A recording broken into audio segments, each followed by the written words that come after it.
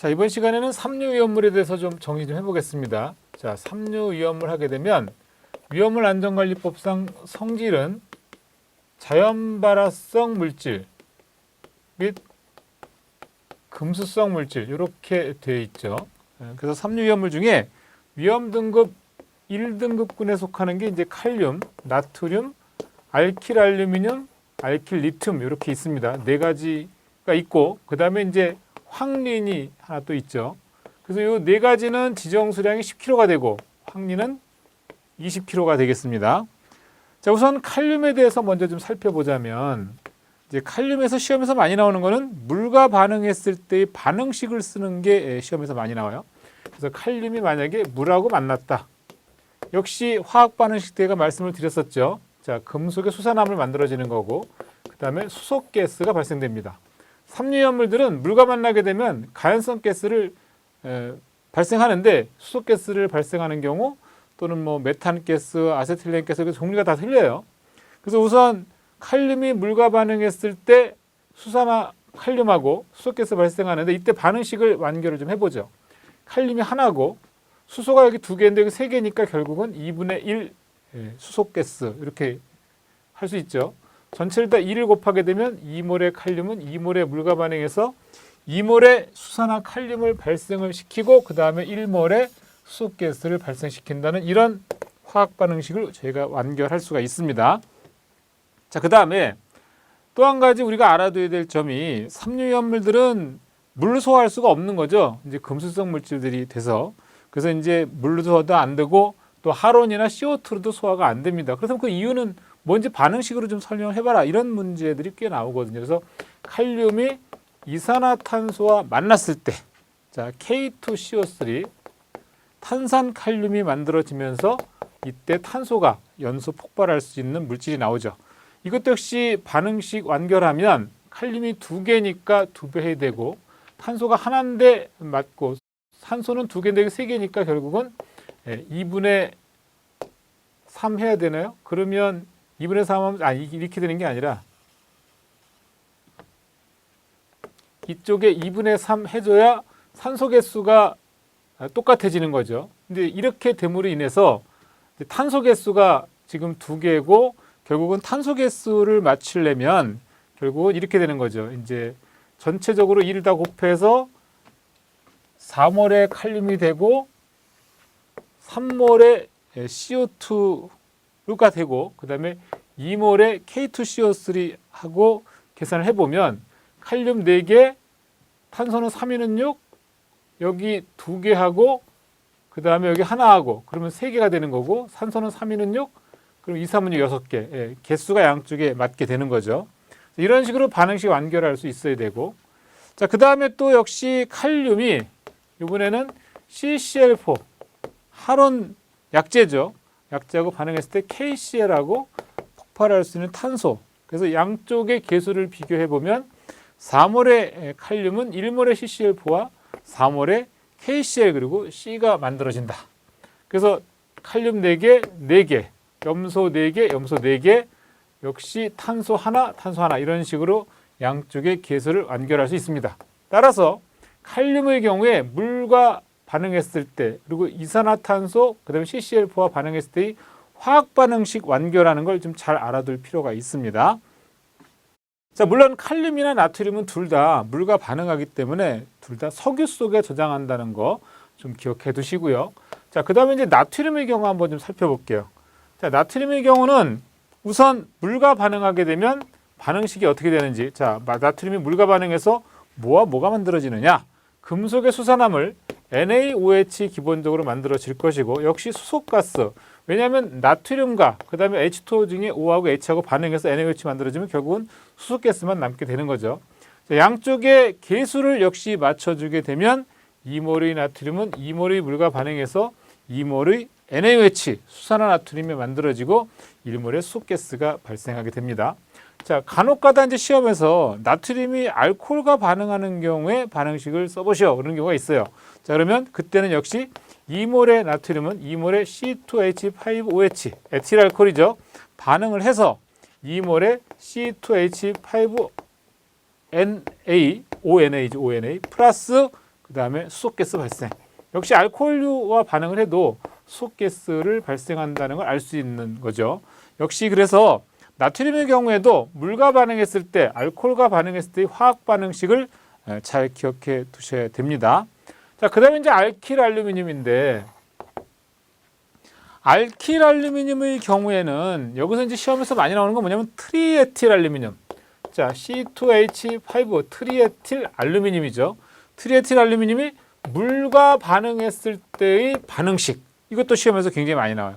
그래서 결국은 이 중에 금속인 알루미늄의 수산화물, 알루미늄은 삼가니까 당연히 AlOH3가 될 것이고, 이때는 에틸이라는 거에 착안을 해서 발생하는 가스는 에탄가스다. 이렇게 여러분들이 추측할 수 있어야 됩니다. 그럼 이제 양쪽의 계수를 다 맞춰서 탄소가 3인은 6, 6개가 되려면 3배 해야 3인은 6이 되겠죠. 알루미늄은 하나고, 그 다음에 수소가스가 15개죠. 여기 2개 하면 17개가 되는 거예요. 산소가 지금 여기서 하나고 여기 3개니까 결국은 3H2O라고 해야 되겠네요. 자, 수소는 그럼 몇 개가 되나요? 3, 5, 15에다가 3인은 6 더하면 21개가 되죠. 수소. 여기서는 3개 하고 3, 6, 18. 결국은 21개. 양쪽의 개수가 똑같네요. 결국은 이렇게 해서 이제 반응식을 우리가 완결할 수가 있는 거죠. 자, 트리에틸 알루미늄이 물과 반응했을 때 생성되는 물질은 수산화 알루미늄과 에탄가스다라는 이 반응식을 완결할 수 있어야 됩니다. 자, 그 밖에도 이제 교재를 참고하시게 되면 트리에틸 알루미늄이 염산과 반응했을 경우 또는 알코올과 반응했을 경우, 그 다음에 염소가스와 반응했을 경우에 대한 각각의 화학 반응식을 제시를 해놨는데, 이 중에 가장 중요한 건 트리에틸 알루미늄이 물과 반응했을 때의 반응식이 제일 중요하다. 이건 여러분들이 연습을 여러 번 하셔야 되는 부분입니다. 다시 한번 말씀드리면 트리에틸 알루미늄은 물과 접촉하게 되면 금속의 수산화물로서 수산화 알루미늄 플러스 에탄가스 발생한다는 것만 알면 반응식은 여러분들이 완결할 수 있습니다. 자, 여기서 알킬 알루미늄은 알킬기에 알루미늄이 붙는 경우 알킬기에 알루미늄과 그 다음에 할로겐적 원소가 오는 경우, 이렇게 예를 들 수가 있는 건데, 자, 여기서 알킬 알루미늄 같은 경우에는 역시 탄소 개수는 하나에서 탄소 4개까지라고 생각하시면 돼요. 메틸 알루미늄, 에틸 알루미늄 뭐 이런 식으로. 자, 그래서 이 경우에도 역시 좀 위험해서 희석액으로서 벤젠이나 톨루엔을 사용해서 희석을 시켜서 유통을 시킨다라는 사실까지 기억하시면 되겠습니다. 자, 에틸 알루미늄, 알킬 알루미늄에서 트리에틸 알루미늄에 대한 얘기를 했는데, 이거 외에도 사실은 CH3 트리메틸 알루미늄에 대한 물과의 반응식까지 중요 화학 반응식에서 했던 거를 다시 한번 리뷰하시기 바랍니다. 자, 이번에는 황린이에요. 황린은요, 이 경우는 보통 보호액은 물이고 유일하게 금수성 물질이 아니죠. 자, 황린은요, 백린이라고도 합니다. 그래서 보통 황색 또는 다망색의 왁스성, 가연성, 자연발화성 고체고, 마늘 냄새라는 말을 기억해 두세요. 왜냐하면 시험에서 마늘 냄새면서 0점이 44도, 우리가 사실 0점이나 비중 이런 거 다 암기할 수가 없거든요. 근데 마늘 냄새로서 삼류염물 그러면 당연히 여러분들이 황린을 떠올릴 수 있어야 됩니다. 자, 주로 증기는 공기보다 무겁고 자연발화성이 있어서 물속에서 저장하고 매우 자극적이고 맹독성 물질이다. 자, 이 황린의 경우에도 역시 연소 반응식, 자, 공기 중에 산소와 결합을 해서, 자, 뭐가 나오냐면 P2O5라고 하는 오산화인이 만들어지죠. 이 경우도 역시 반응식 완결할 수 있어야 됩니다.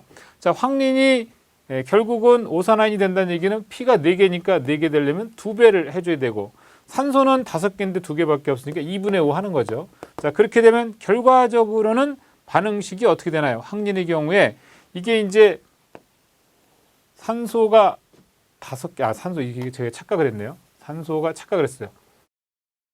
인이 4개가 되고 산소가 5인은 10개잖아요. 10개가 되려면 여기 몇 배 해야 돼요? 5배, 5인은 10개 하면 되죠. 자, 요 황린의 연소 반응식도 우리가 좀 기억을 해둘 필요가 있습니다. 자, 또 한 가지 황린에서 우리가 중요하게 다뤄야 될 점은 뭐냐면, 황린의 경우는 인화수소, pH3라고 하는 인화수소 가스를 생성하기 때문에 이로 인해서 우리가 보호액으로서 이걸 생성하는 걸 방지하기 위해서 약알칼리성 pH 9를 유지하기 위해서 pH를 조절한다라는 것까지 기억을 좀 해 두셔야 되겠습니다. 자, 그러면 이번에는 이제 지정 수량이 50kg인 위험 등급 2등급군에 있는 걸 설명을 좀 드릴게요. 우선 그 중에 첫 번째 나오는 게 바로 알카리 금속이죠. 우리 주기율표상에서 알카리 금속에 해당되는 게 뭐가 있어요? 우선 수소를 제외한 리튬, 나트륨, 칼륨, 루비디움, 세슘, 프랑슘.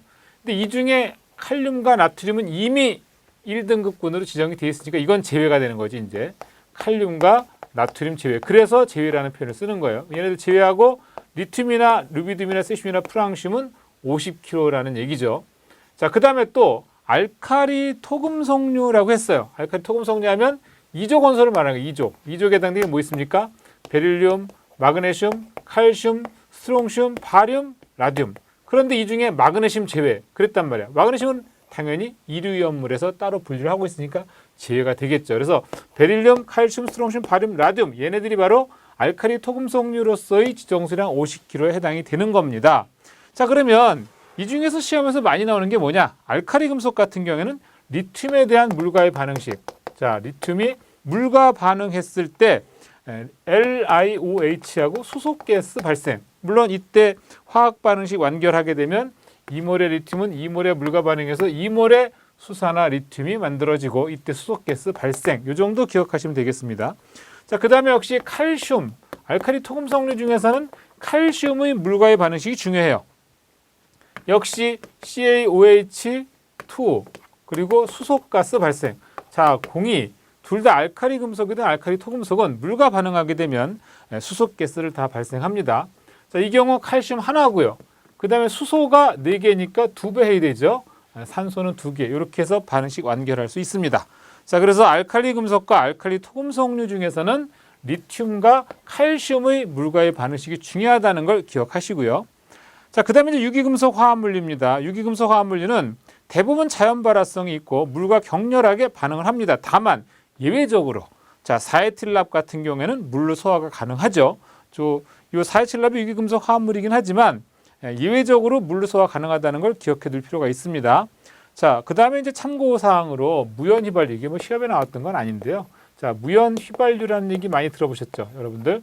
우리 주유소에 가면 다 무연휘발유라고 써 있는데 그 무연휘발유는 납성분이 없는 휘발유로 연소성을 향상시켜주기 위해서 MTB, 메틸 터셔리 부칠 에텔이라고 하는 첨가제가 들어간 게 바로 무연휘발유가 되겠습니다. 그건 참고로 기억하시면 되겠습니다. 자, 이번에는 위험 등급 3등급군으로 가서 금속의 수소화물, 금속의 수소화물 중에 수소와 리튬, 그 다음에 수소와 나트륨, 그리고 수소와 칼슘, 이 3가지 정도가 좀 중요하다고 보는 거고요. 그 다음에 금속의 인화물로서 인화칼슘, Ca3P2, 인화칼슘이 시험에서 주로 많이 출제가 되는 부분이라고 보시면 됩니다.